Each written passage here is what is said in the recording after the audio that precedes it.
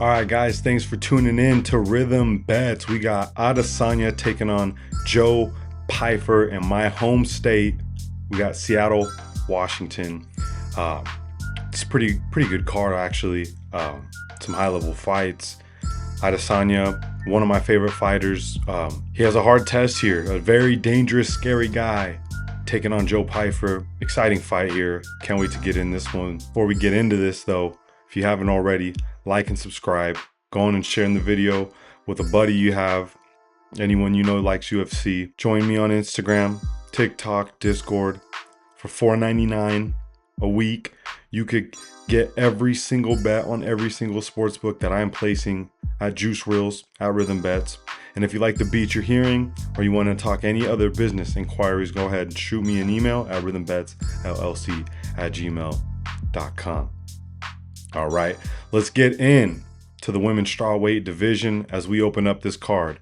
We got Alexia Thainara taking on Bruna, Brasil. All right, Alexia Thainara, she's 26 years old with a 13-1 pro record. She is 2-0 in the UFC, and she is a striker with fast striking combinations, aggressive pressure, finishing ability.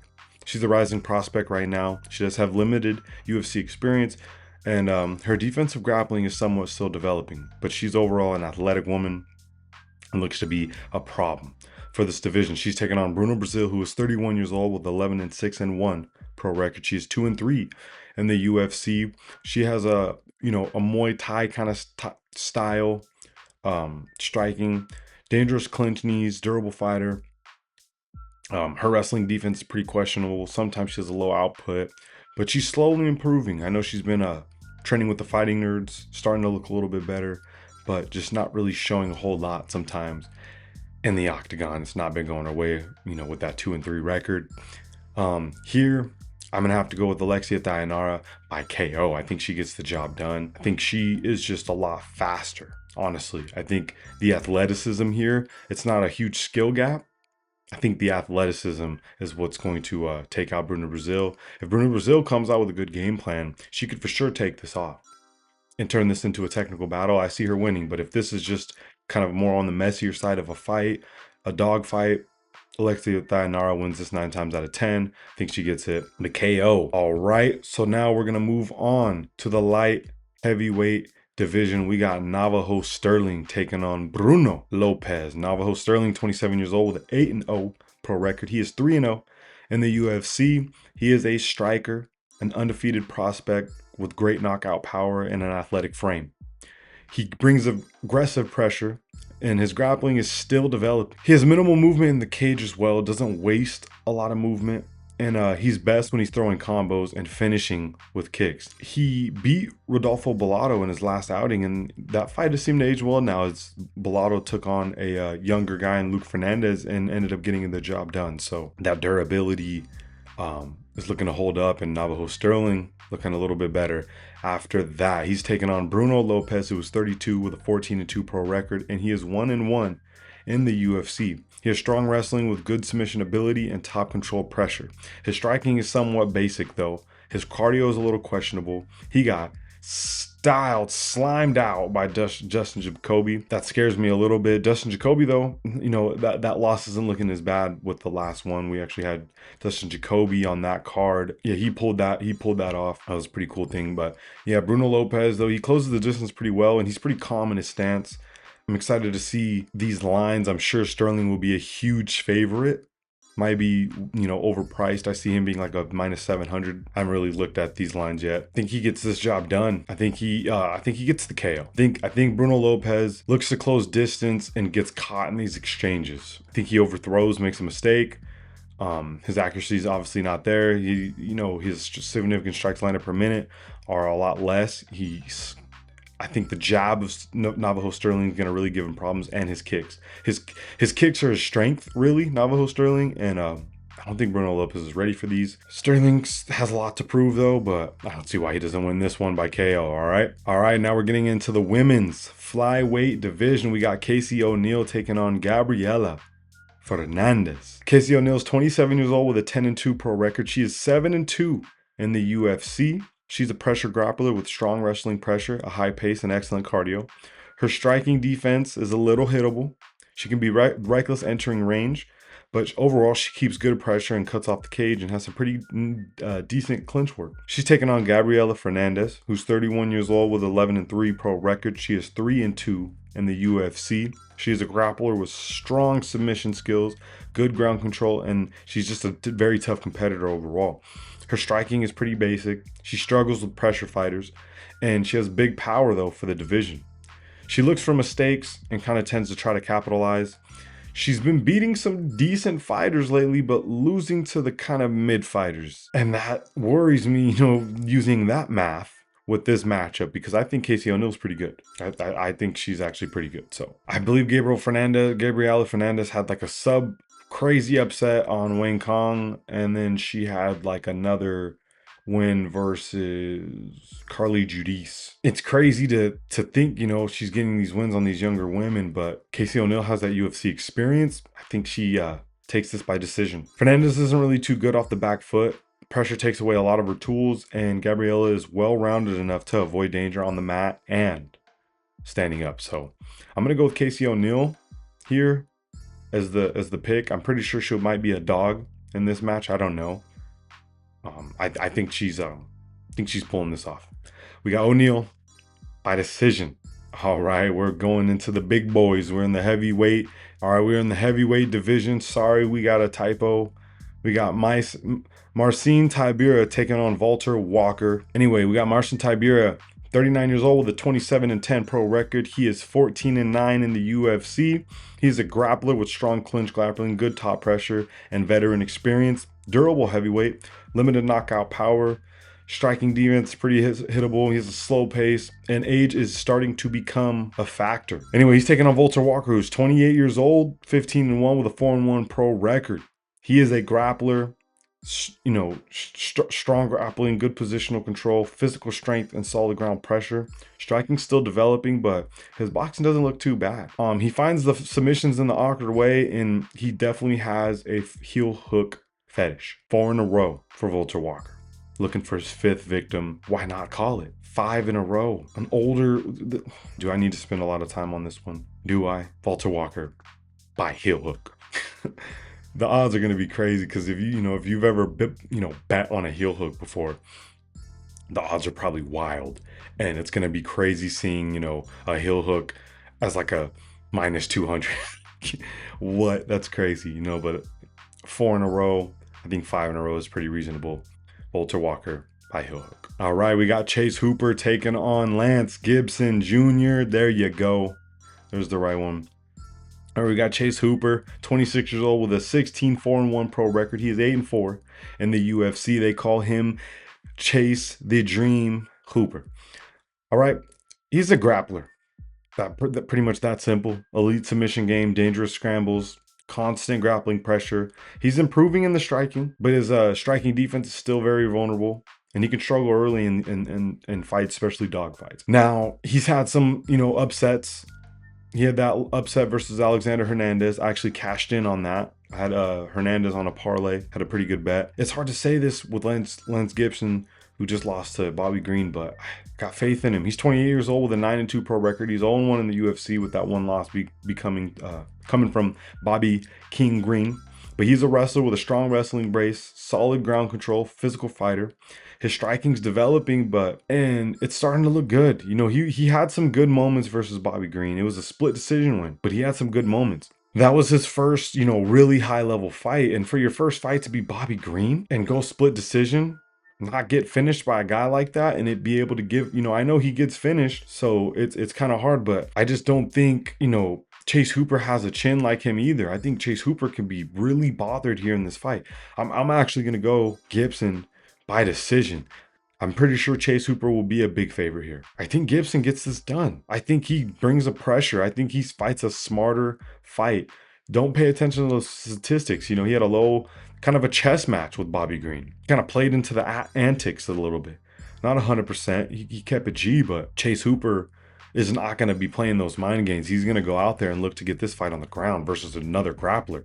And once he finds out that he can't grapple with this guy, I think Gibson is the better striker. I think he wins this by decision.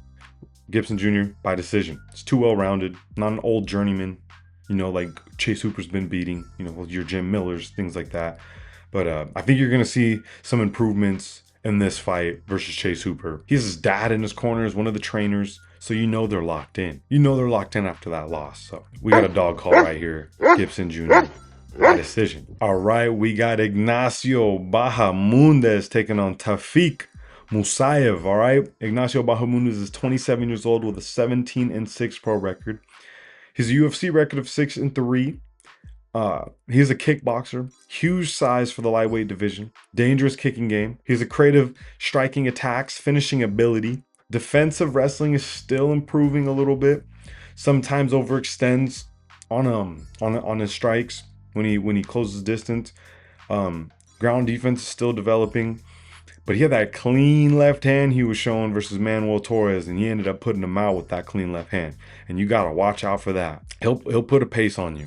And he's a really good fighter. He's going to be taking on Taufik Musayev, who is 35 years old with a 22-6 pro record. He is 0-1 in the UFC with that one loss coming from Miktibek Oroblai, who is on a rampage right now. All right, he's a power striker, though, with heavy knockout power and aggressive pressure style. He's a risen championship experience, dangerous early rounds. Grappling defense is a little questionable, though. UFC debut pressure, even though this is the second fight, he has a win to get, just like Lance Gibson did. And a little bit older than Ignacio Bahamondes, but see Musayev pulling this one off too. He looked pretty decent, but he just couldn't keep up with that unbelievable wrestling pace that Oroblai brings. Oroblai just got another win versus Chris Curtis in easily fashion. Chris Curtis coming down in weight. He's probably a bigger guy, so that's why he didn't get that finish there. He did finish Musayev with the sub. But Ignacio Bahamondes, I think he's going to want this fight standing up, and I think he can get caught. Musayev closes the distance pretty well. This is a very low confidence pick. I think Bahamondes can win this as well. For some reason, I just see Musayev getting that win here. See him pulling it off. I haven't really looked at the odds for this one either. I'm recording this a little early, so you know, maybe by the time you see this, if you have odds, comment the odds in there for me. And I'll go ahead and respond, and we can see where some value's at.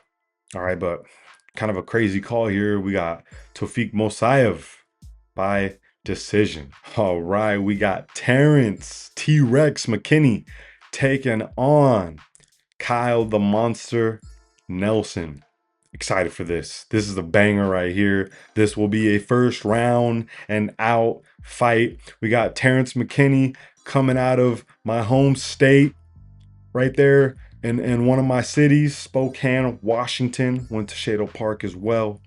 He's 30 years old with a 17-8 pro record. He is 6-5 in the UFC. He's an explosive striker with extremely fast starting power, knockout power, aggressive finishing styles, as well as submissions. His cardio fades quickly, though. His defense grappling and defense striking is not there. He's a finisher, get finished type of guy. First round fighter, offensive specialist, defensive lacking. I don't want to say that, you know, he struggles in the defense. His defense just lacks. He doesn't use it. If he wanted to get his cardio up and fight some technical wars, I feel like he could be, you know, a lot better record, but he doesn't care.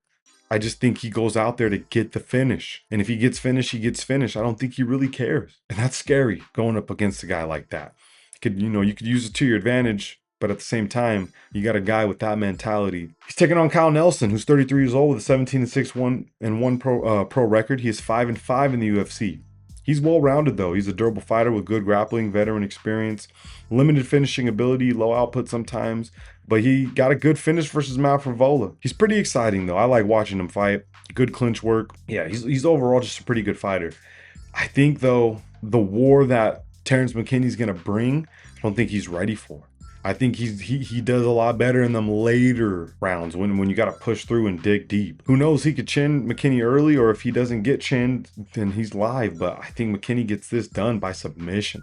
I think Kyle Nelson gets hit, goes for a takedown, a sloppy takedown, and Terrence McKinney takes advantage. As a straight skill wise, I think Terrence McKinney's better. He's the higher skilled. Is his IQ, or I don't even want to say IQ, is just his, give a F meter. He just doesn't care. So technically, though, as a straight up fighter, attributes wise, outside of durability, Terrence McKinney's the better guy here. And I think he's not going to, think the durability of him is not going to matter in this fight. I think he pushes the pace that Kyle Nelson isn't really ready for. I think he gets the job done. If Nelson looks to get in a clinch like he likes to do, I think that's trouble. Terrence McKinney's a really good wrestler. He gets this fight to the ground as well. I think, yeah, he gets this done by submission. All right. Now we got Mansour Abdul-Malik taking on Yusri Belgaroui. Practiced that too many times just to get it wrong. Mansour Abdul-Malik, 27 years old with a 9-0-1 pro record, 3-0-1 UFC. He's undefeated at that, you know, without that draw. Explosive athleticism, KO power, limited competition somewhat. He's been in there with some all right guys. But we'll just get straight to that. He had a draw with Cody Barndage. He accidentally headbutted him, got on top, and ended up putting it on him. They called the fight. They ended up going back and calling that fight a draw. I think if the fight would have kept going without the headbutt, Mansour Abdul-Malik would have won. So kind of throw that out there. I think he's a tough battle here with Yusri, who's 31 years old with a 9-3 pro record, and he just got his first win versus Azamat Bukayev in his UFC debut. He has dangerous knees, he's a glory kickboxer, and he has long range. He controls that range well, and his defense, grappling defense, seemed to look pretty good. It was a close fight until it wasn't. But I think Yusri, he gets a KO here. He's just the better striker. His range control is going to mean a lot, and he's shown decent takedown defense. And Abdul goes there when he can't get the striking off, and Yusri is going to use range control to keep him from, closing distance. He's going to get knees in there to keep him from second guessing on throwing takedowns. And I think technicality wise, Yusri's the better fighter. Abdul's the more athletic. I think he and he really shocked me in that fight versus Bukayev. I had Bukayev winning. I had Yusri losing. And he showed how good he was. I think he shows that again versus Abdul-Malik. We're going to go Yusri Belgaroui by KO. Range control, striking output, does the deed here. Won't spend too much more time on this one. All right, we got Julian Erosa taking on Lerian Douglas. Julian Erosa, 35 years old with a 31-12 pro record, 9-8 in the UFC. He goes by Juicy J. He has a high pace, strong submission skills. He's a veteran in the game at this point. You can tell by the record. He does have some defensive gaps. He gets hit pretty often. He'll keep pressure while getting hit. He's willing to exchange. And he was outstruck by Melquizael Costa, but that pace that he just kept going started making the fight a little closer towards the end. And if Lauren Douglas doesn't get him out early, Julian Erosa is going to put a pace on him that's going to end up catching him a dub. Lariana Douglas is 28 years old with a 13-5 pro record. This is his UFC debut. He has good submissions, aggressive top control, composed boxing, and decent fight IQ. He's a limited versus high level competition with him being this, his debut. He has been KO'd earlier in his career as well, but since he's been on a 4-fight win streak, one being those Dana White's Contender Series, hasn't fought in over a year. I like that for him at 30 years old. I like him getting a good win on Dana White's Contender Series, getting a year in, getting some training, probably been ready for a fight. Now he's getting a guy who has a lot of defensive holes, and he has some big power in his hands. I think he gets this done by KO as well. He's the younger with KO power. He can capitalize on that pressure. Julian Erosa is going to just be walking forward, and Douglas is going to have to earn some respect. And by the time Julian Erosa learns that he needs to give him respect, he could be waking up looking at the lights. Larian Douglas by KO will be the pick. All right, let's move on. Now we got the co-main event of the evening. We got Alexa Grasso, the women's Mexican-born GOAT, taking on Macy Barber. This is going to be a good fight. This is a really good fight here. Alexa Grasso, 31 years old, former champion, Chris Boxing. She has see, I'm already getting ahead of myself. 16-5 pro record. She's 8-5-1 in the UFC. But yeah, we'll get back to the Chris Boxing that she has and the good takedown defense. She has limited power and she can be somewhat controlled, but overall, her boxing is so good. She has that Mexican style to her. She's willing to get down and dirty on the feet. Even, she's pretty decent in the takedown realm as well, or the grappling realm as well. And I know Macy Barber is also a good striker here. She's 27 years old with a 15-2 pro record. She's 10-2 in the UFC. Strong ground and pound, good cardio. Her defense is a little reckless and she can absorb some damage sometimes, but overall she has faster hands than Grasso. And I think this fight is tough for Alexa Grasso because her biggest strength here could be outmatched. Macy Barber's speed could put her above Alexa Grasso. There's that little, age gap that you're seeing. Alexa Grasso has had her time in the UFC. A couple more fights than Macy Barber. Higher levels, higher stake fights, a lot more damage, a lot of miles, a lot harder training, you know what I mean? I think Grasso's had her time. I'll tell you right now, 100%, I am rooting for Alexa Grasso, but the pick is going to be Macy Barber by decision. That's going to be the pick. She's just the more faster fighter here. She's going to get to the exchanges. She's going to get to the strike. She's going to get to the defense a lot earlier than Alexa Grasso. Alexa Grasso needs to make this a very technical chess match and drag this into later rounds. That's her path to victory. Macy Barber needs to apply pressure and needs to make this a stand-up striking battle. So I think that's how she wins. Improved since the first fight. She has the faster hands. I think she has a better grappling. Rooting for Alexa Grasso, Macy Barber by decision. Now, before we get into this final fight of the evening, make sure you go like and subscribe. Tell me your dogs. Tell me what I'm tripping on, what plays that you think aren't going to hit. Also, tell me so far your favorite card of the year that's happened so far. Really excited to get into this next one. We got Israel Adesanya, the last style bender, taking on Joe Body Bags Pyfer. I'm gonna have chills when they announce this. All right, Israel Adesanya doesn't need a huge introduction here. I don't want to spend a whole nother video talking about him, but we'll go. 36 years old, 24-5 pro record. He's 13-5 in the UFC, facing the highest level of competition. He has elite striking and distance control, championship experience, high fight IQ, and excellent counter striking, one of the best. He's defended his belt versus Whitaker, Costa, Vettori, Cannonier. He even beat Alex Pereira after losing. He is on a losing streak right now, though, coming by way of Dricus Du Plessis, Sean Strickland, and Muhammad Naimov.